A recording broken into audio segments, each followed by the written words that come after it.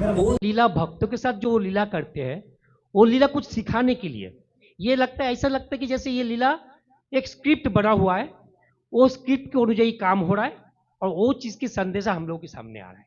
इस टाइप की उनका हर एक लीला में रहता है, हर एक लीला में, वो चाहे मेरे साथ हो चाहे किसी और के साथ हो, हर एक लीला में उसका वही रहता है।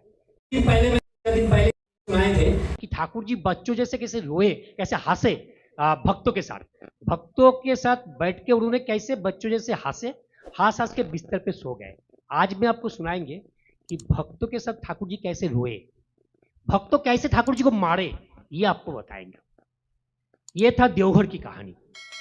ठाकुर जी बड़ाल बांग्लो में बैठे, सुबह की 9 बजे बैठे हैं और चर्चा चल रहा है। और ठाकुर जी की चर्चा बोले तो मैं समझता हूँ क्वेश्चन आवर रहता। क्वेश्चन आवर में ठाकुर जी की दुनिया में ऐसा कोई क्वेश्चन नहीं है जो ठाकुर जी के आंसर देना नहीं पड़ा। वो चाहे कला हो, दर्शन हो, फिजिक्स, केमिस्ट्री, मैथ, सब चीज की, संसार, पति पत्नी की संबंध, भाई बहन को, ऐसा कोई क्वेश्चन नहीं है जो ठाकुर जी ने जवाब नहीं दिया। तो ऐसे क्वेश्चन आवर चालू था। तो अचानक देख रहे कि दूर से खगेंद्र दौड़ते दौड़ते आ रहा है, बिल्कुल दौड़ते दौड़ते हफ्ते हफ्ते आ रहा है। तो ठाकुर जी की भी ध्यान उतर गया। आके खगेंद्र बैठ गए, ठाकुर जी सामने बैठ कर हाँफ रहा है। तो ठाकुर जी अपनी भाषा में पूछे कि क्या हुआ खगेंद्र? तो ठाकुर जी बचाओ, रक्षा करो मेरे को। क्यों? मनोरंजन दा ने बहुत बड़ा एक डंडा लेके मेरे पीछे पड़ा, आप मेरे को बचाओ। अब इसमें देखिए कि ठाकुर जी ने एक बार भी ये नहीं पूछा खगेंद्र को कि क्यों तुम्हारे पीछे पड़ा। अगर उस जगह हम जैसे साधारण इंसान होते तो पहले पूछते थे भाई क्यों तुम्हारा वो पीछे पड़ा। तुरंत बाजू में बरसना सिंह था, तो बरसना सिंह को ठाकुर जी बोले कि मनोरंजन दा को बुला के लेके आओ। और बरसना सिंह तुरंत गए और मनोरंजन दा को लेके आए। जब मनोरंजन दा के लेके आए तो ठाकुर जी ये नहीं पूछ रहे कि भाई क्या हुआ, तुम डंडा लेके उसके पीछे क्यों पड़ रहा है।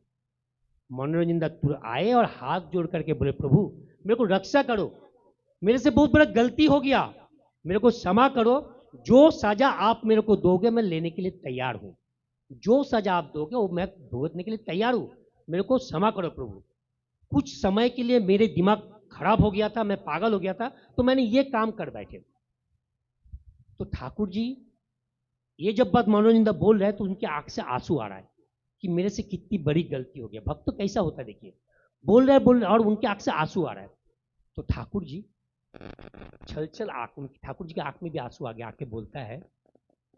अच्छा, इसमें बोलने वाली बात यह है कि मनोरंजन दा जो है वो ठाकुर जी के साथ पावना से आया और ठाकुर जी से सीनियर है, इसलिए ठाकुर जी उनको श्रद्धा भी करते थे बहुत। तो ठाकुर जी बोले मनोरंजन दा इसमें आपका कोई गलती नहीं है, गलती मेरा है, साजा मेरे को भुगतना चाहिए। मैं आपकी पिता हो के, आप लोगों की पिता हो के आपको वही संस्कार दे नहीं पाया जो देना चाहिए था, सारी गलती मेरा है, इसकी सजा मेरे को भुगतना चाहिए, आपका कोई गलती नहीं है। अब सजा क्या होगा? सजा भी कितना कठिन देखिए। बोले शुद्ध बांग्ला में बोले ना कि अमर कान मोल दिए दो गाले तो चौड़ मारते हैं। हिंदी में क्या बोलते मालूम नहीं, कान मोल के दो गाल में दो तमाचा मारना पड़ेगा, ये है सजा। ये सजा कौन देगा? ठाकुर जी को। आप जब तक वो नहीं करेगा तब तक ठाकुर जी खाना नहीं खाएगा, पानी भी नहीं पिएगा करके कसम खा लिए। आप उपस्थित सारे भक्त के अंदर रोना चालू, सब रो रहा है क्योंकि ठाकुर जी की आंख से आंसू आ रहा है, आंसू गिर रहे, मनोरंजन रो रहा है, खगेंद्र रो रहा है, दोनों झगड़ा किए, दोनों रो रहा है। ठाकुर जी, आप सोचिए वो सीन क्या है कि ठाकुर जी बांग्लो के बिस्तर पे बैठे और सब रो रहा है।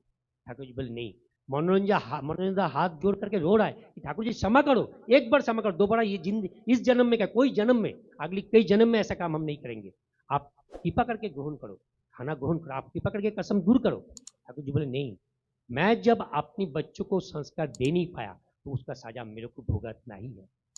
काफी देर तक ये चले, काफी देर, इधर ठाकुर भोग की समय आ रहा है, सुशीला माँ चिल्ला रहा है कुछ तो पानी पी लो पीछे खड़े होके, लेकिन ठाकुर जी बोले नहीं, ठाकुर भोग की समय बीतते जा रहा है, रोना ज्यादा बढ़ रहा है, रोना, अब क्या करें, सब ठाकुर जी के पैर पकड़ रहे हैं, परम पिता रो रहा है।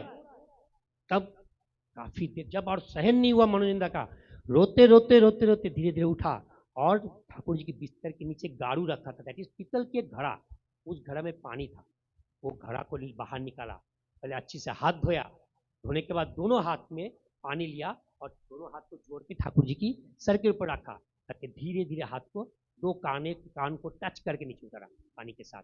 उतरने के बाद 2 अंगुल से 2 गाल में ऐसा किया करके तुरंत पैर पकड़ के, मतलब संतान मरने से बाप जैसा मरता वैसे रोना चालू किया। तब ठाकुर जी धीरे धीरे मनोरंजन को उठाया, गोद में बिल्कुल गले लगा लिया, प्रणाम के बोले नहीं मनोरंजन ये जरूरी था।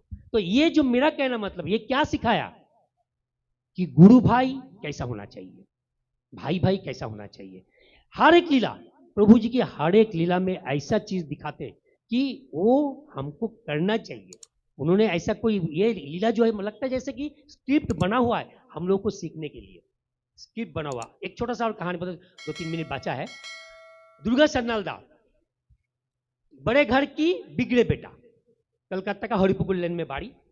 तो उनको खबर चला कि ठाकुर जी वहां पे आए, पार माताल, इतनी बड़े पियक्कर की हो ही नहीं सकता कोई।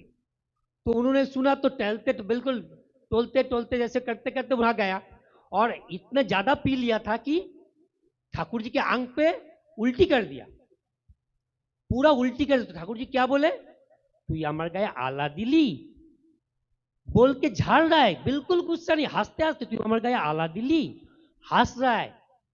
फिर दुर्गादा को सब नहीं हम मारने के लिए उठ गए कि मारेंगे उसको, ठाकुर जी के शरीर में ऐसा। लेकिन ठाकुर जी उनको बोले उनको लेके जाओ, तो साफ करो, उनके शरीर में भी कुछ लगा।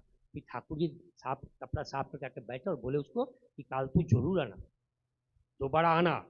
जब वापस आए और जब नशा उतर गए तब सोच रहे मैं किसके पास गया था, ये कौन है कि मेरे को ये बात बोल रहा कि तू फिर आना कल। उनके शरीर में मैंने उल्टी कर दिया, रात भर सोया नहीं, रात भर खाली जैसी झपकिया तो देखते ठाकुर जी बोला आ तू मेरे पास आ, कब आएगा, मैं तेरी राह देख रहा हूँ।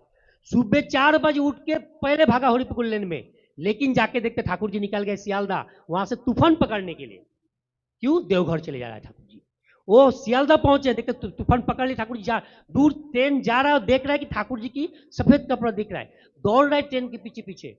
दौड़ते होते प्लेटफॉर्म खत्म, गिरे, फिर आके पूछा कि अभी देवघर, इसके बाद देवघर जाने की ट्रेन कितने बजे, और नेक्स्ट ट्रेन में सीधा देवघर। ठाकुर जी मेरे को बुला रहे, और दोबारा कभी वापस लौट के कलकत्ता नहीं आया।